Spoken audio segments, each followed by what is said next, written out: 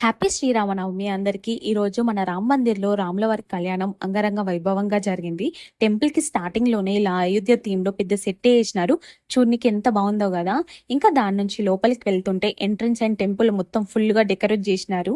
ఇంకా దర్శనం చేసుకుందామని పోతే క్యూ చేసారా ఎంత పెద్దగా ఉందో. మీ దర్శనం ఫాస్ట్గా అయిపోవాలి అని అనుకుంటే స్టార్టింగ్లోని 20 రూపీస్ టికెట్ ఉంటుంది, అది తీసుకోవడం బెటర్. బికాజ్ ఎంతసేపు క్యూలో నిల్చోలేం కాబట్టి. అండ్ దర్శనం చేసుకొని బయటికి వచ్చాక అక్కడే మాకు 20 రూపీస్కి పులిహోర అండ్ 25 రూపీస్కి లడ్డు కనిపించింది. తీసుకొని బయటికి వస్తే అక్కడే పెద్ద స్టేజ్ చేసి ఫుల్ గ్రాండ్గా రాముల వారి కళ్యాణం జరుగుతుంది. అండ్ అక్కడే కూర్చోనికి వచ్చిన వాళ్ళకి ఇబ్బంది కాకుండా కూలర్స్ కూడా అరేంజ్ చేశారు. రాములవారి కళ్యాణం చూడనికి చాలా మంది వస్తారు.